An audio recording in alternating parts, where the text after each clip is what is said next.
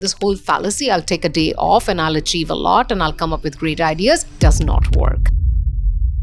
The Almanac of Naval Ravikant. A couple of weeks ago, I did a video of my 3 key learnings from this book. You loved it, so I am back with 3 more. This book is very, very good. So the next one is, it's actually really important to have empty space. If you don't have a day or two every week in your calendar where you're not always in meetings and you're not always busy, then you're not going to be able to think. Now, how did I implement this? I implemented this by actually creating days where I take no meetings.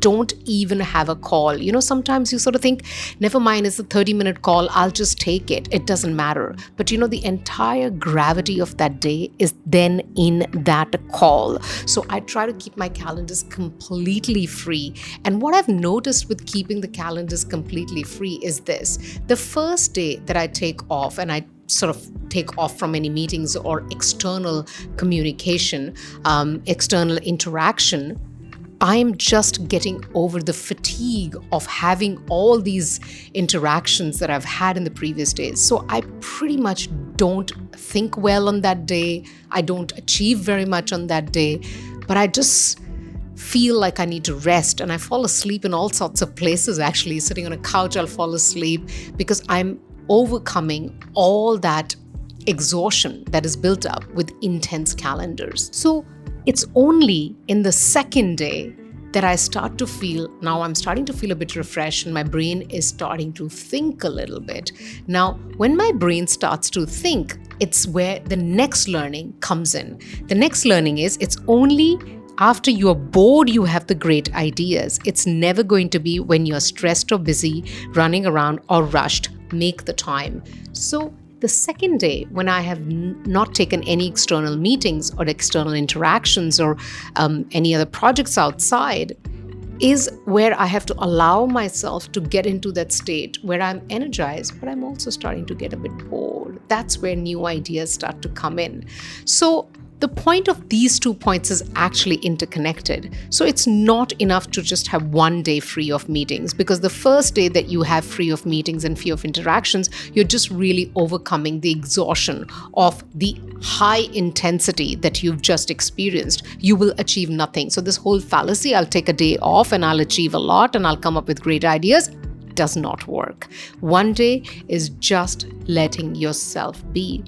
And it's only on the second day, that also not right from the beginning, where you start to feel a little refreshed, where you sort of sit down with a coffee or tea or whatever you like, and you just sit there, and it takes a little while where you say, I feel energized and I feel bored, like I want to do something.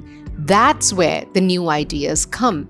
So if you are someone who wants to perform really well, then I highly recommend that you have minimum 2, if possible, 3 days where you do nothing. So number 1, free your calendar. Number 2, get bored.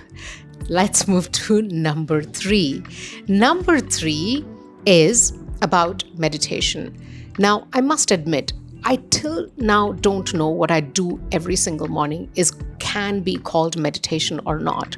But there is a practice that I have.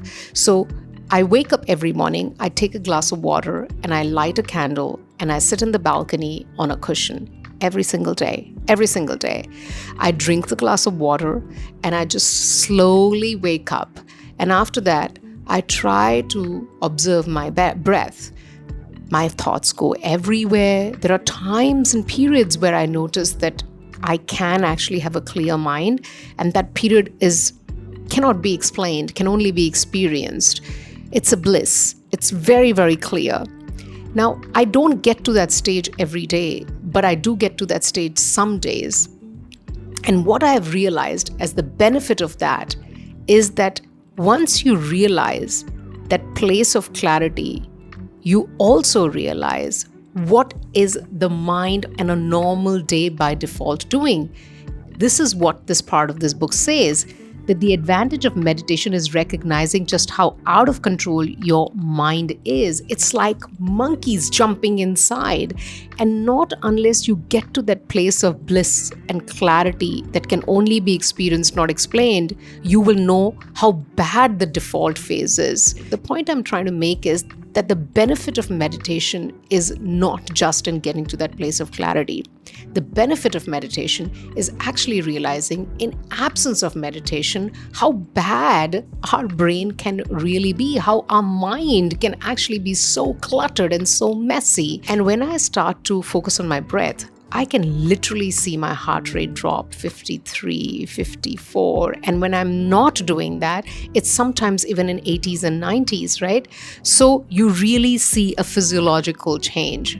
So the three things I mentioned today from the Almanac of Naval Ravikant that I practice: number one, freeing my calendar.